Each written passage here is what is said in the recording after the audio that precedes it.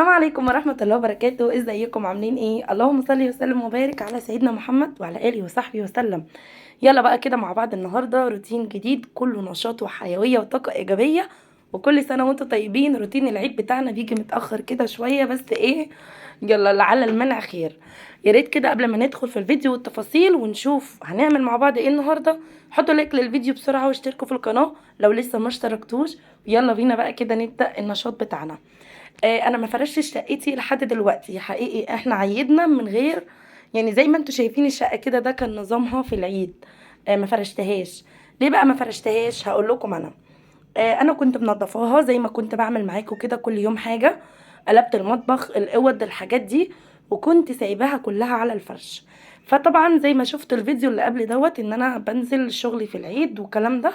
فبصراحه بكون راجعه البيت، يعني بصوا مش عايزه اقول لكم يعني اكيد انتوا شفتوا الفيديو وشفتوا المنظر. فبصراحه ما كنتش حابه خالص ان انا اكون منضفه الشقه ومروقاها، وارجع بقى كده باللبس بتاع العيد اللي هو بيبقى متبهدل وريحته مش لطيفه والكلام ده كله. يعني بعد ما بخلص شغل العيد بفرش شقتي، فاهميني؟ ما بتاخدش معايا وقت خالص لان هي بتكون اصلا نظيفه. يعني بقى بغير الملايات كده، افرش ملايات نظيفه وافرش السجاد وامسح كده مسحه كويسه. الموضوع مش بياخد معايا وقت ولا مجهود، ولكن انا بالذات في العيد الكبير بفرش كده بعد الهنا بسنه وكل سنه وانتم طيبين. فقلت بقى كده خلاص الحمد لله خلصنا المدعكه بتاعتنا والدنيا بقت تمام. افرش بقى شقتي علشان تعيد كده. فبصراحه والله العظيم انا يوم ما فرشتها كنت حسيت بقى ان هو ايه، اهلا اهلا بالعيد. عارفين انتوا اللي هو العيد جه عندي متاخر وجه عند الناس كلها بدري ولسه جه عندنا احنا. فالحمد لله يعني. قلت بقى كده اظبط الدنيا، وكمان لان حماتي جايه بقى كده من البلد ان شاء الله تقعد معانا يومين. فعارفين هو ميكس كده جه مع بعضه. قلت احسن برضه هتبقى الدنيا لسه نظيفه ورايقه كده، والسجاد بقى كان لسه مغسول والدنيا كلها ايه، تبقى زي الفل كده مع بعضيها. فلسه فرشاها طبعا امبارح، اول امبارح بالليل. حتى انتوا هتشوفوا الشباك كده مفتوح، كانت الدنيا مظلمه. كنت قاعده على فكره عادي كده خالص، وجالي بقى ايه، حاله النشاط اللي هي عارفين بتطلع كده فجاه. قلت لهنا تعالي يلا نفرش الشقه ونظبط الدنيا انا وانتي. قالت لي يلا يا ماما. الملايه دي بحبها جدا علشان بحسها لايقه كده على الاوضه. احنا لسه برضو ما عملناش ملايات جديده. هو انا اسبوع العيد ده بصراحه يعني كان في شويه كركبه وحصل عندنا شويه ظروف.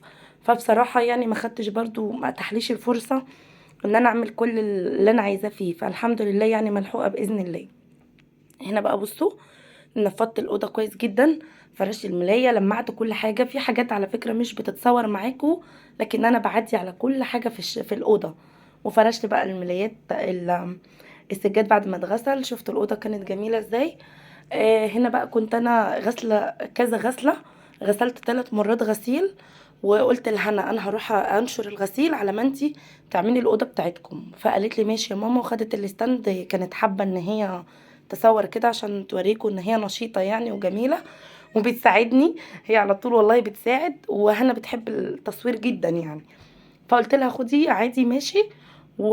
وانا هروح بقى انشر الغسيل. على ما نشرت الغسيل بصراحه، كنت غاسله شويه كتير، انتوا شايفين الطبق كان مليان ازاي. كانت هي بقى فرشت الاوضه وروقتها زي ما انتوا شايفين كده. انا بس دخلت مسحتها لها في الاخر علشان انا بمسح بفوطه يعني كده، فهي مش بتعرف تستخدمها.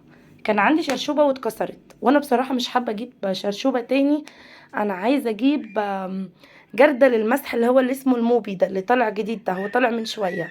عايزه برضو لو حد جابه وجربه قولوا لي رايكم فيه، علشان بصراحه هو في يعني طالع في دماغي من بدري، بس انا بسمع فيه اسعار يعني من 450 وانت طالع. فسألت عليه في مكان عند كوكو، لو كنتوا تعرفوه اكيد ناس كتير عارفة محلات كوكو. لقيته ب 170 و 180، ولكن حجمه صغير. فمش مشكلة عندي الحجم، هو كده كده لو بتمسحي مثلا أوضة، بملى الجردل امسح أوضة واغير المية تاني، فاهميني؟ فمش مشكلة حجمه، مش مضايقني في حاجة. المهم يكون فيه بيشيل مية وخلاص. ولكن هو نفسه استعمالاته ايه. انا قابلت واحدة مرة في محل برضو كده، كنت بشتري حاجة وبسأل عليه كان موجود وخلص.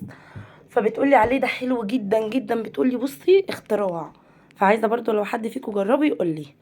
هنا بقى كده خلاص كانت هنا خلصت الاوضه وجت شالت سيله، وانا بقى قلت لها ايه استنيني لما انا ايه اعمل انضف بقى الصاله كده سريعا.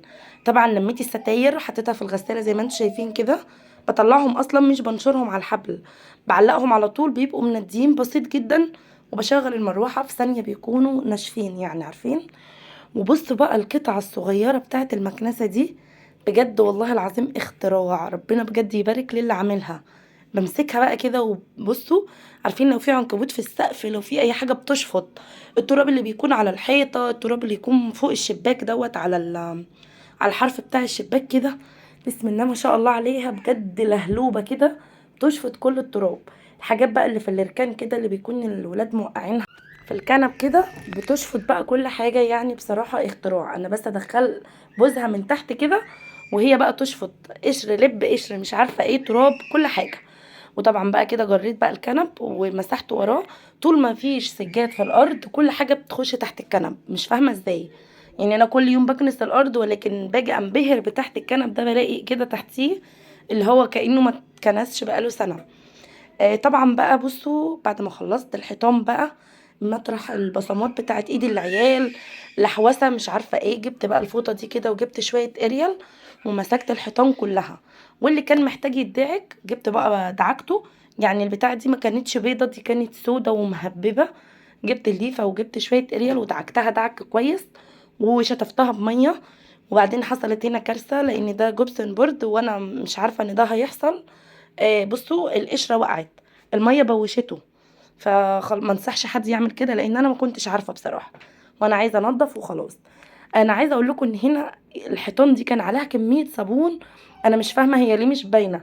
بس انا اكتشفت ان اللون الرمادي مش بيبان فيه الصابون، يعني حتى السيراميك انا دعكاب الصابون، انت حتى بصوا ايدي مليانه صابون ازاي. مش فاهمه ازاي الحيطه مش مرغيه وباينه كده. عارفين انتوا ففي حاجه غلط في اللون الرمادي ده، ما بيبانش فيه الرغاوي بتاعه الصابون. وطبعا انا بحب املى الازازه كده واقوم جايه شاطفه، الحيطان بترجع بقى كده جميله وزي الفل. انا عملت الحيطان بتاعه الصاله بحالها لان الصاله كانت حالتها متدهوره، فعملتها بس مش مصوراها كلها يعني. خدت لكم لقطات كده يعني فاهميني، عشان الفيديو ما يبقاش طويل وممل. وجبت جردل الميه ودعكت الارض بقى دعكه كده محترمه ومسكتها مسحتها. وكده بقى يبقى كده احنا خلصنا فتره الايه، نضفنا كل حاجة لمعنا كل حاجة عدينا على كل حاجة. نفرش بقى الفرش كده كده، انا كنت غاسله الفرش دوت برضو الكنب قبل كده. فمش هغسله تاني يعني هو نضيف. الستاير كانت خلاص نشفت، بصوا زي ما بقول لكم ان انا بعلقها وهي مبلوله، مش بتاخد وقت.